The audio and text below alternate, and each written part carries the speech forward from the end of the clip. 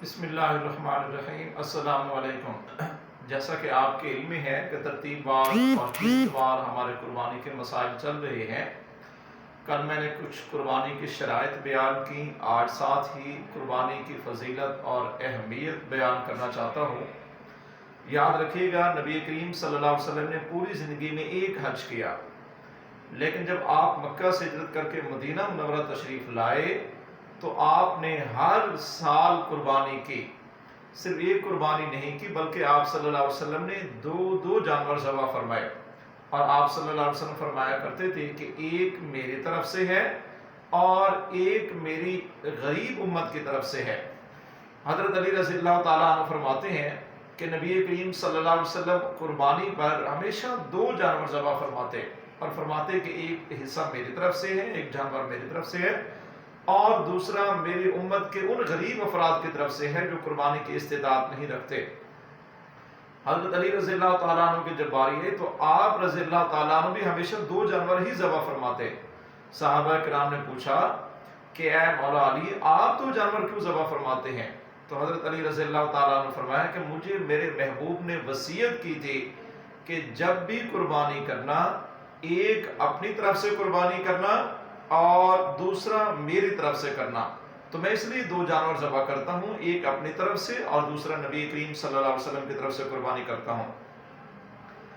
اور ایک جو انتہائی اہم بات آپ کو بتانا مقصود ہے وہ یہ ہے کہ آپ نے اکثر یہ سنا ہوگا کہ نبی کریم صلی اللہ علیہ وسلم کے گھر میں، صحابہ کرام کے گھر میں کئی دن تک فاقے رہتے، صبح کا ہے تو شام کا نہیں ہے، شام کا ہے تو صبح کا نہیں ہے۔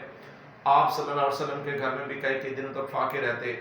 حضرت عائشہ رضی اللہ تعالیٰ عنہ فرماتی ہیں کہ کبھی بھی 3 چاند اور 3 سورج، یعنی مسلسل 3 دن اور 3 رات ہم نے کبھی پیٹ بھر کر کھانا نہیں کھایا۔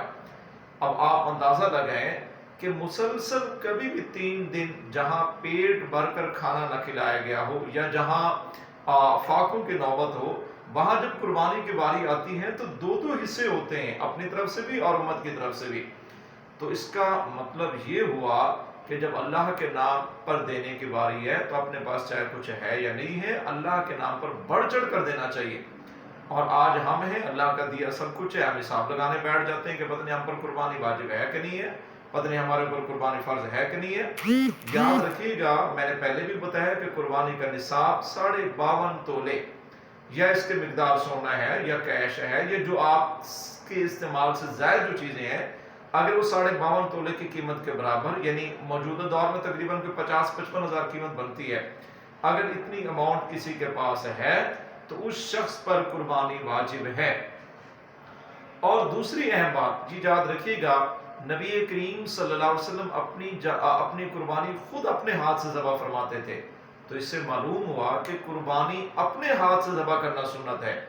آج ہماری حالت یہ ہے کہ ہمیں جانور ذبح کرنا ہی نہیں آتا، ہم جو ہے کوسوں دور کھڑے ہوتے ہیں کہ ہمیں چونکہ جانور ذبح کرنا نہیں آتا، ہمارے بچے پاس آتے ہیں، ہم انہیں اندر بٹھا دیتے ہیں کہ بچوں کو اندر لے آئیں، کہیں بچے ڈر نہ جائیں۔ اللہ کے بندو، بچوں کو سیکھنے دو، یہ قربانی کا جذبہ ان کے اندر پیدا ہونے دو۔ اور ہم ہیں کہ قربانی کے قریب جانے کے لیے تیار نہیں ہے کہ ہمارے کپڑے گندے نہ ہو جائیں، خون کے چھینٹے نہ پڑ جائیں۔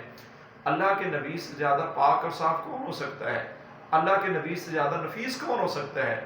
جن کے کپڑوں پر اللہ مکھی تک بیٹھنا گوارا نہیں کرتے، وہ پیغمبر صلی اللہ علیہ وسلم اپنی قربانی خود کر رہے ہیں، اور آج ہمیں کہ ہم کہتے ہیں خون کے چھینٹے پڑ جائیں گے، کپڑے گندے ہو جائیں گے۔ تو سنت یہی ہے، اپنی قربانی کو خود ذبح کیا جائے۔ والسلام، جزاک اللہ۔